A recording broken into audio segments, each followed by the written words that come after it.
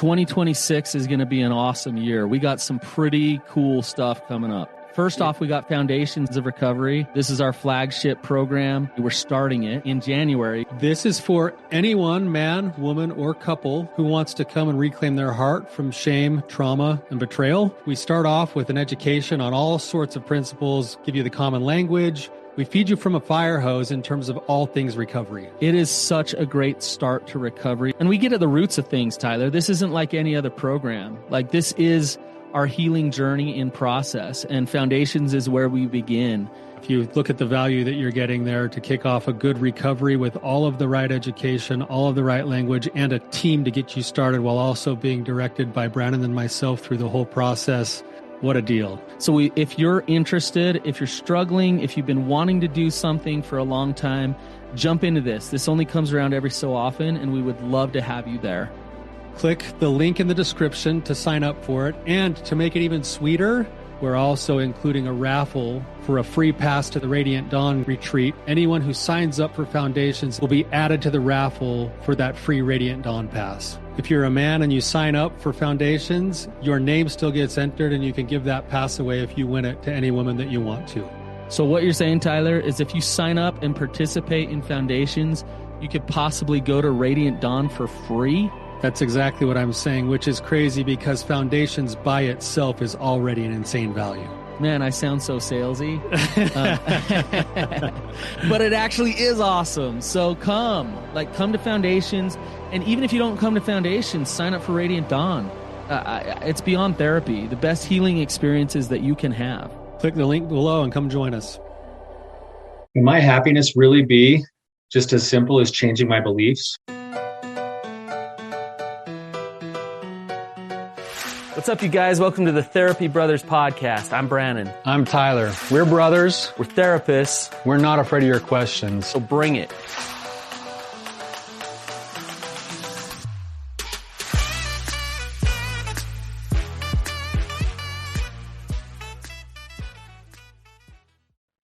Do you feel like no matter how much therapy you do, things really aren't getting better?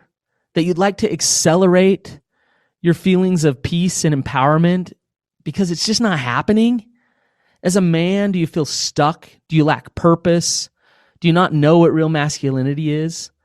Are you unable to create safety and passion and intimacy in your relationships? Are you lacking connection to God?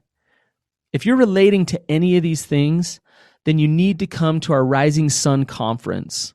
Tyler and I have developed a process and an experience for men to shift into their power, to know who they truly are, to experience their purpose, and learn how to connect to God.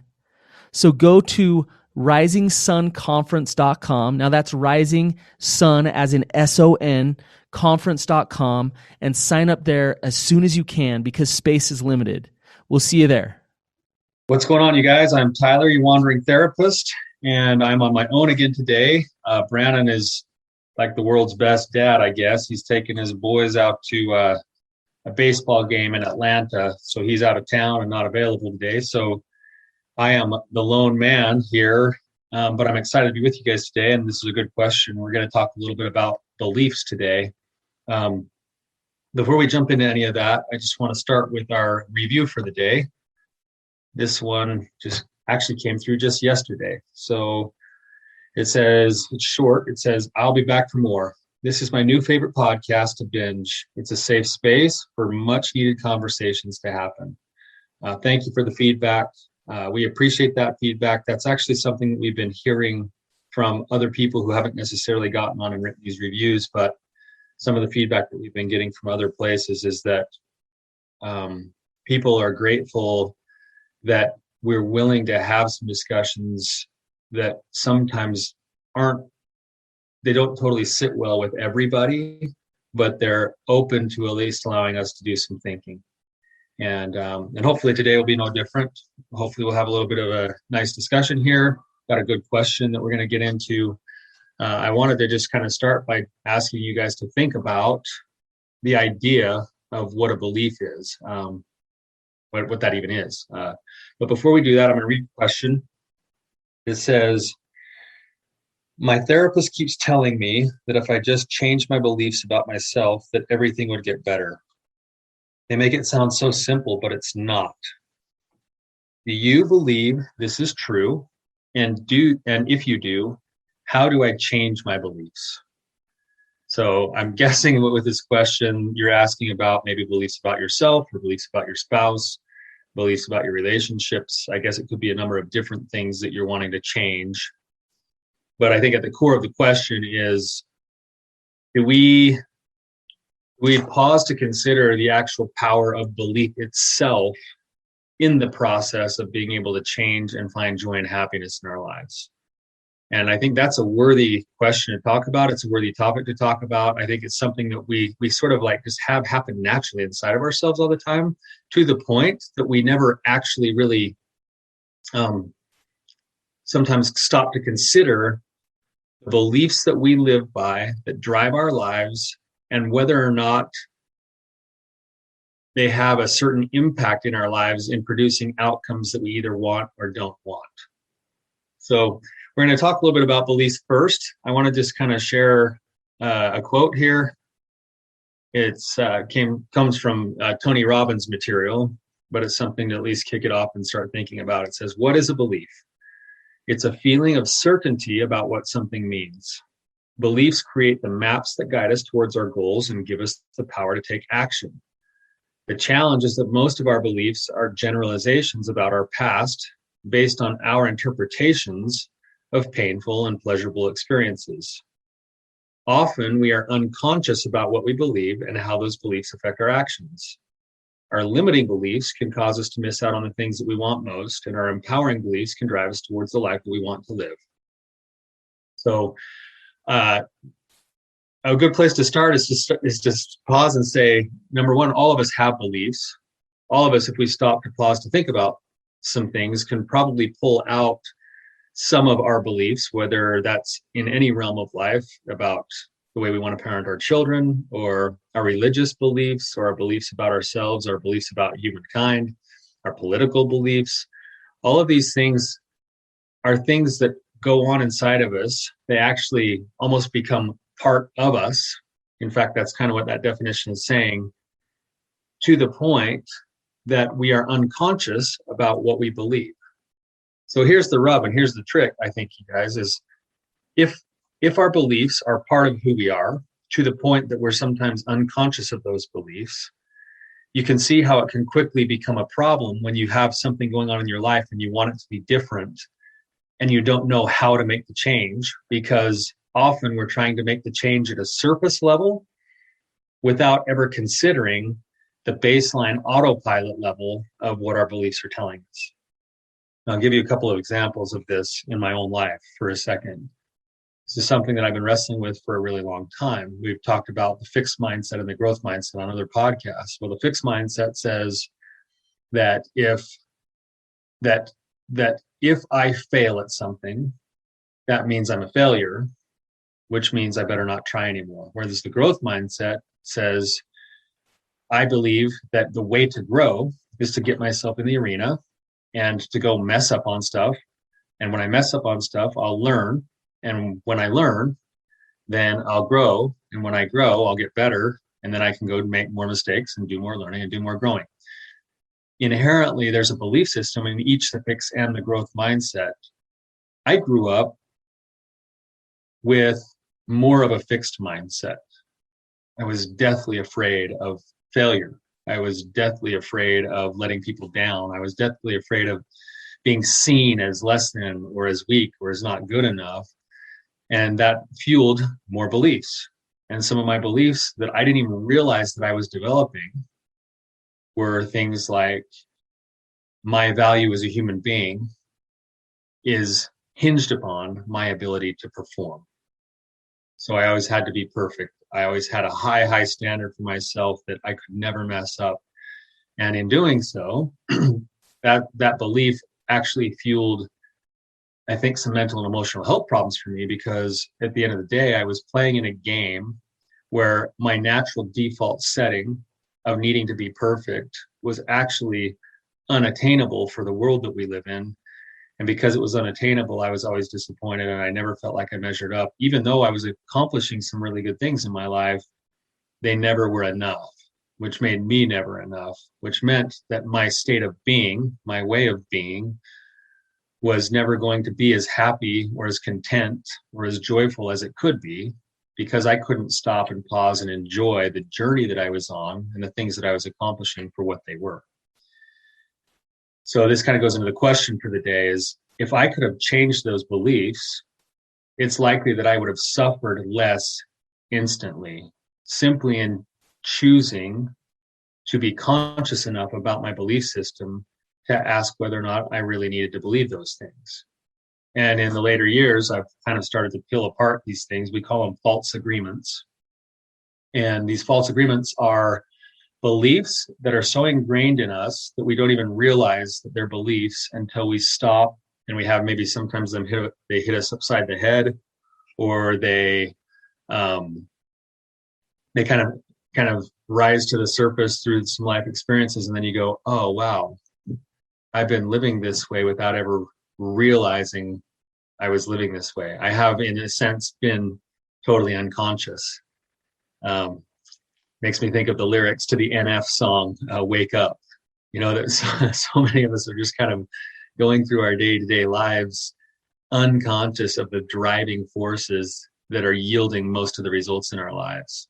And maybe that it's time to start to wake up.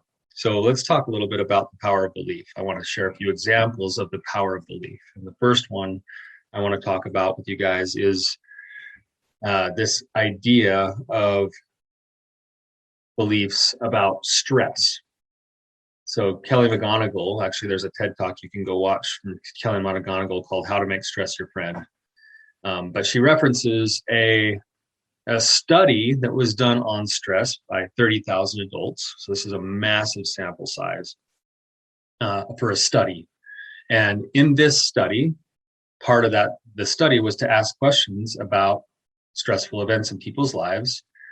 And then they would measure the data for who died in the next year after filling out this questionnaire, and who died related to stress related things. What they found is that if people had really, really stressful lives, if they had a whole bunch of different stressful things going on in their lives, about 43% they had a 43% increase of dying in the next year compared to what the normal odds would be, but only if you believed stress was bad for you. So for people who had highly stressful things going on in their lives in the last year and who didn't believe stress was bad, they had no change in the probability of dying in the upcoming year. But if you had a highly stressful year and you believed that stress was bad for you, your chances, your odds of dying increased by 43%. So she references that this is potentially the 15th highest killer for us as Americans, is not stress, but the belief that stress is bad. Think about the power of that if I have a massively stressful life and I happen to not believe that stress is bad, but I happen to believe that stress is just a part of life and that it happens when these kinds of things go on in my life, I have no change in the risk of my health being bad or of losing my life. But if I have the same year and I believe stress is bad, I'm actually setting myself up for an increased, a significantly increased risk of dying. Powerful stuff to think about. It's not the stressful event itself, it's the belief about the stress. So how does this work with then us as human beings? Because I think this is kind of an insightful thing, that most of us as human beings, we are engaged in the business of trying to survive. That's part of what's right there at the brainstem. It's always on cue, like looking for ways to make sure that we're surviving. And that means in our relationships. That means, not getting hit by a bus when you step off the curb. That means making sure you're aware when you're driving. All of those things, the brain is constantly looking for ways to survive. And one of the ways that the brain survives, and this is built into us, is that when we have a negative experience, of course, there's painful emotions that get elicited in that negative experience. And those painful emotions are there to cue up, in some ways, our need to survive and our need to cope, and usually those painful emotions motivate us into action. So when we have negative experiences, we have emotions that kick off the need to survive and help us to get through this hard thing. And the way that we're motivated is through painful emotions. When we have those painful emotions, the brain is smart. And the brain says, oh, I'm going to start paying attention. In fact, I'm going to, because those emotions are uncomfortable, I'm going to actually grow these really long antennae so that I can maybe preempt any potential risk that could come to me. So now I'm already establishing a belief system that the world is now no longer a safe place. I'm looking for evidence of how that's true. And then I often find that evidence. And when I find that evidence, I have an emotional response that reinforces the belief. And I actually have a physiological response in my body that can feel like the worst case scenario is already happening. This is the power of our brains. Our brains can have us have an experience without the actual stimuli that could cause the experience being present.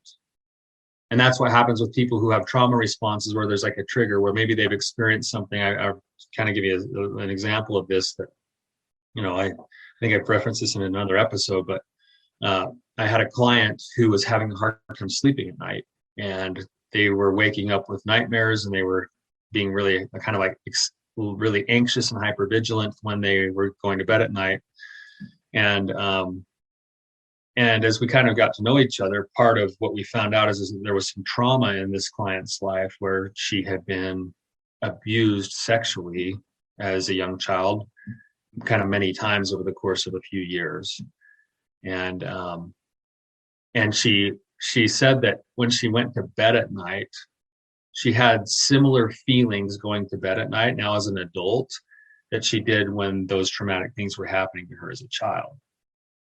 And we started to do some other treatment. We did some EMDR work, and that was helpful, but she was still having this response. And after a little bit of work, what we came to find out is that she had a smoke alarm in her bedroom when she was a child that had a red blinking light. And when she was being abused, when she would dissociate, when she would check out in order to survive, she would focus on the red blinking light, and then she would kind of numb out, and her body would numb out, and then she would kind of get through and survive the abuse that she was experiencing by focusing on that red blinking light.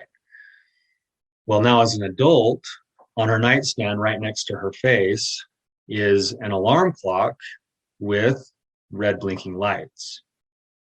So her brain, without even realizing it, is picking up on that stimuli, on that red blinking light, and saying, danger, danger, danger, something's not right here. And her body is experiencing the same emotions as what had happened in her past trauma. In essence, her body is reenacting the very trauma that she experienced as a child. And it all came from the fact that her brain, without being conscious of it, was picking up on the red blinking lights, and her body was then going into the place of saying, wow, this is dangerous.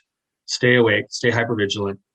And then she wasn't sleeping, and she was tired. And then, of course, life gets hard when you're not sleeping and you're tired, and then you're always on high alert. And you're getting that cortisol dump that comes from the stress response.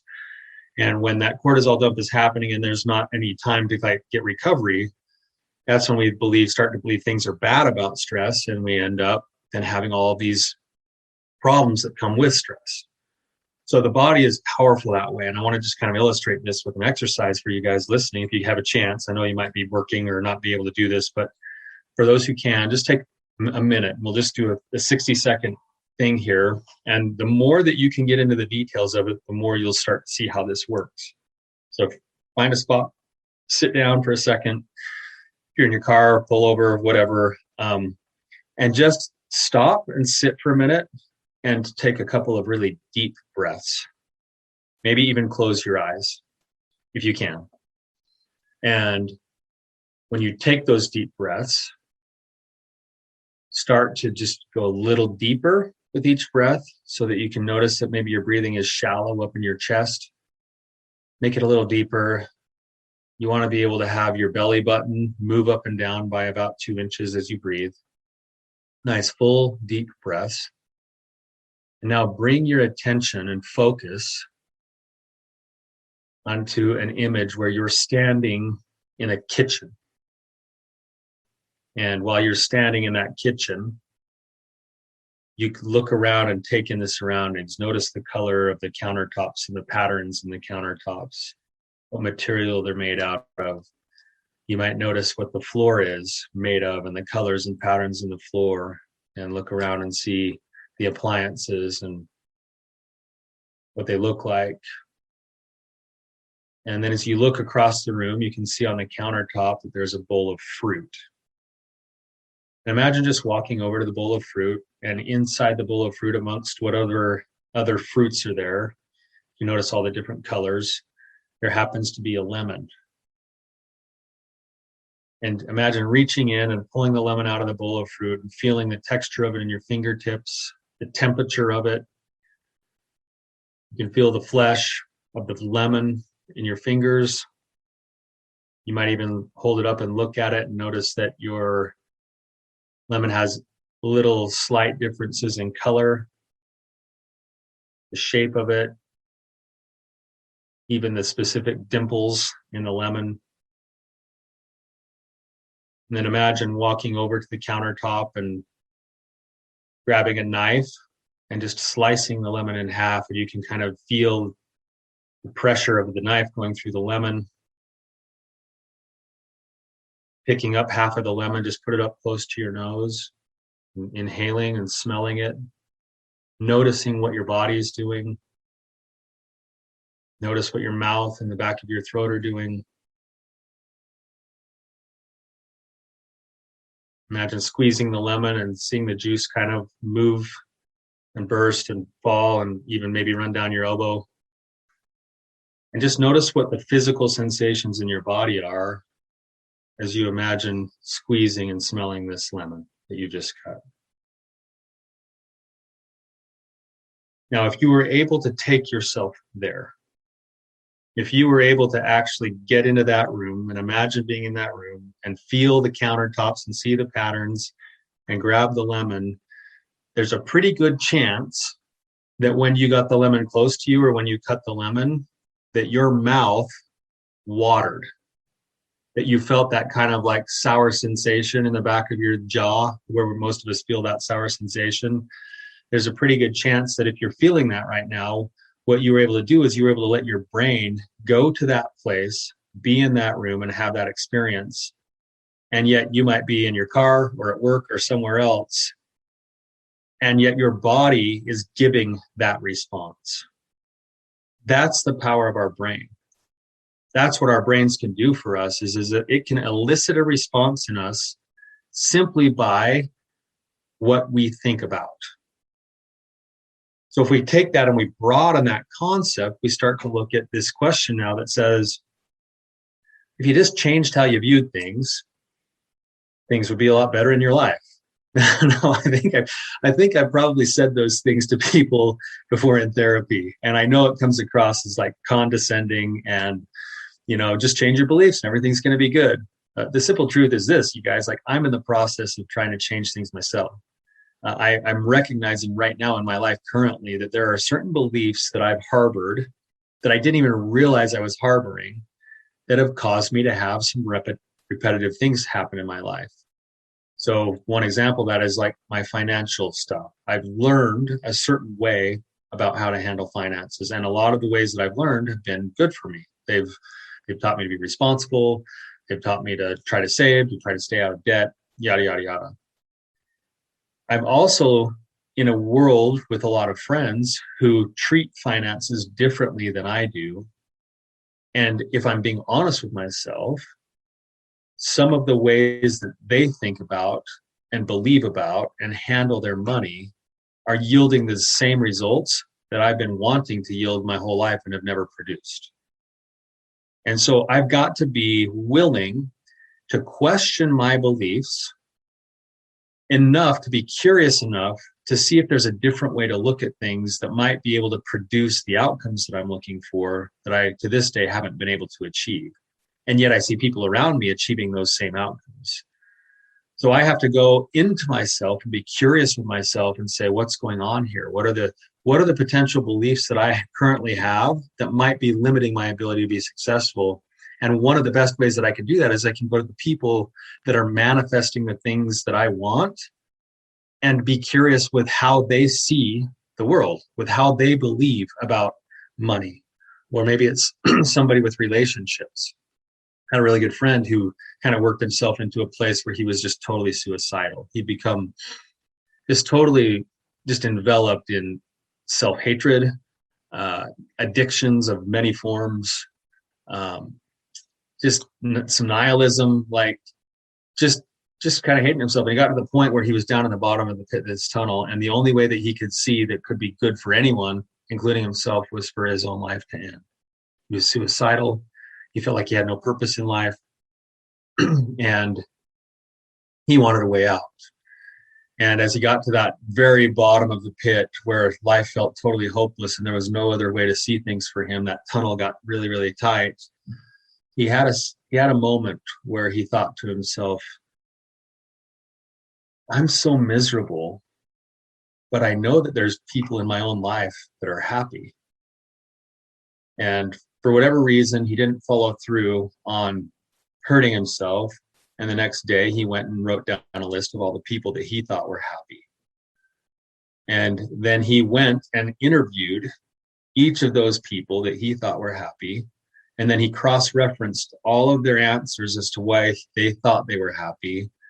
And in interviewing 5 or 6 of his closest friends and family, there started to emerge some themes and patterns. And those themes and patterns were things like self-care. They were things like finding and being engaged in a healthy cause. They were things like having strong beliefs in a higher power and living a life that was geared towards service and purpose.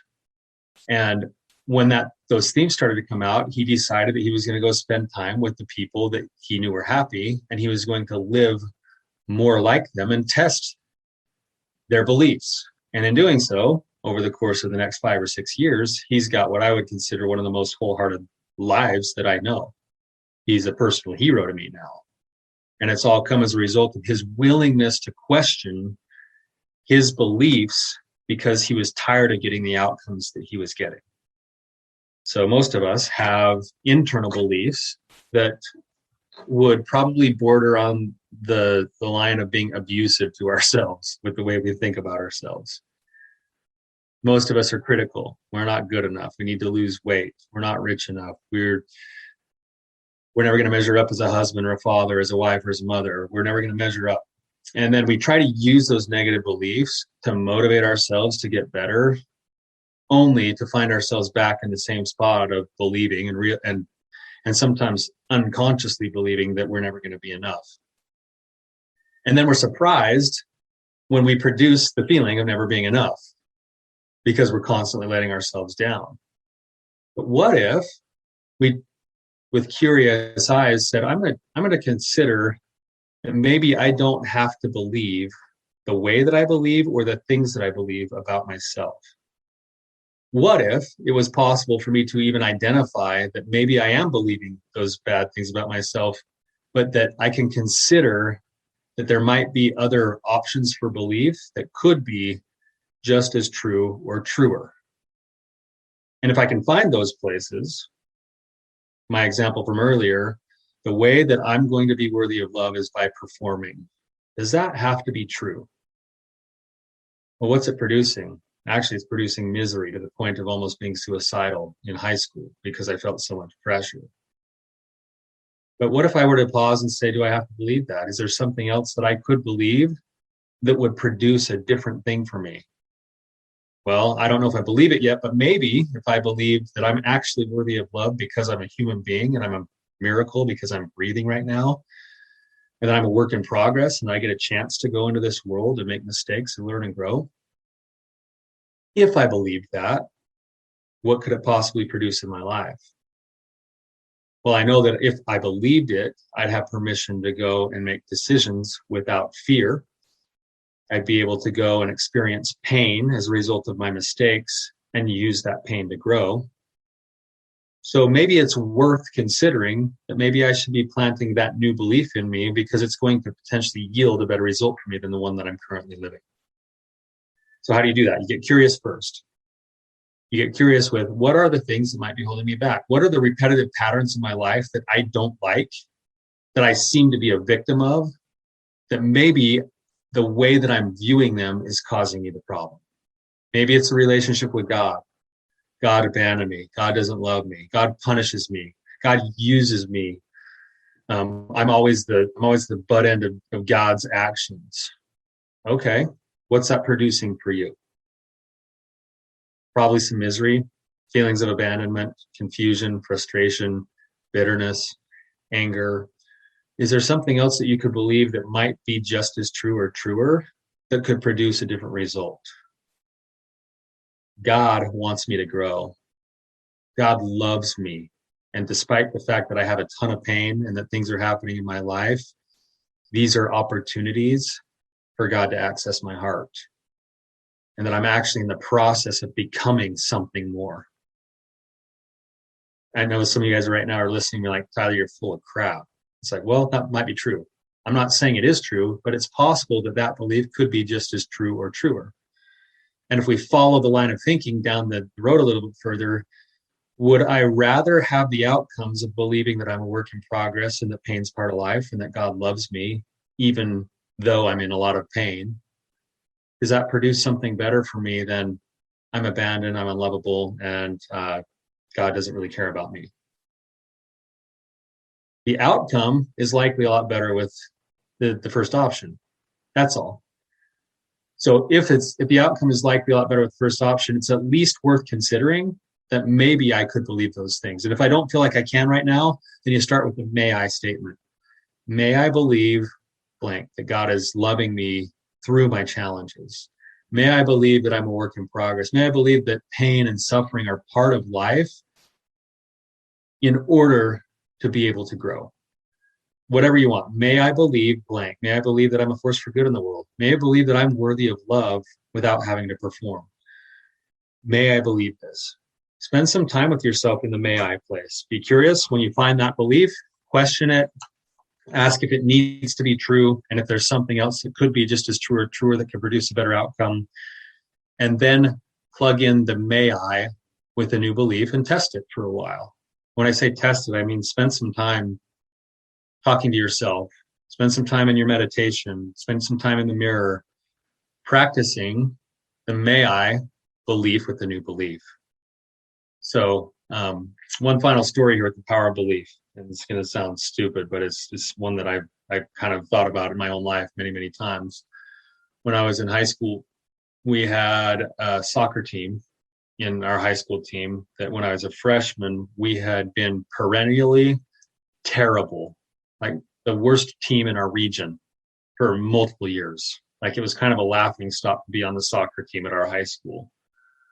And my sophomore year, they changed coaches. And Coach Brock Barras, he's probably not listening, but if you are, Brock, thank you so much for everything that you've done for me. You've been a great influence in my life. And one of the things that you taught me was this very concept that Brock got hired and he called a team meeting and all the kids showed up. I was a sophomore at the time. And he introduced himself and said, hey, I'll be leading the team now. And this is how we're going to train. This is what our philosophy is going to be. And then he handed out his resume to all of the kids on the team. And on his resume, he had played semi-pro soccer. He had played college soccer. He had coached other places. His life had pretty much been dedicated to soccer. And then down at the very bottom, the very last thing on the resume in big bold letters said, and this is going to date me, but it said 1994 high school state champion. And we all kind of like laughed at it. And he said, that's what we're doing. That's what we're going to do. And we ended up playing that season. And to be honest with you, we were probably the fourth best team in our region, but we didn't know it. We won enough games We worked really hard. We followed the plan. We didn't know. We limped ourselves into the kind of the state playoffs, but none of us knew that we limped our way in. We just knew that we were in. And over the course of the next 3 games, I think largely because of the belief system that not only a coach had planted in the kids, but that the kids had decided to believe, we ended up taking a state championship. We went from being the worst team in our region for multiple years to a state championship. And then that turned into a state runner-up the next year, and then a state championship the year after that. And simply by believing and then going to work on that belief, the entire program was changed. That's a powerful thought to me, that the power of belief could shift, because the kids on the team didn't really change. Nothing changed except for a coach that was serious about believing. So I'm going to leave you with this one last thought here. It's something that most of you guys have heard before, but I think it's worth reading, and I think it can be motivational. It says, if you think you're beaten, you are. If you think you dare not, you don't. If you like to win, but think you can't, it's almost certain you won't. If you think you'll lose, you're lost. For out in the world we find success begins with a fellow's will. It's all in the state of mind. If you think you're outclassed, you are. You've got to think high to rise. You've got to be sure of yourself before you can ever win the prize. Life's battles don't always go to the stronger or faster man, but soon or late, the man who wins is the man who thinks he can. Food for thought, you guys. Consider your own beliefs. Consider the things that are manifesting in your life right now that you might not like, and have the courage to question how your own view of those things might be perpetuating the problem. And if you find something, consider that there might be another option. And if that other option leads to a potential better outcome, spend some time thinking about and entertaining that other option. Hope this is helpful, you guys.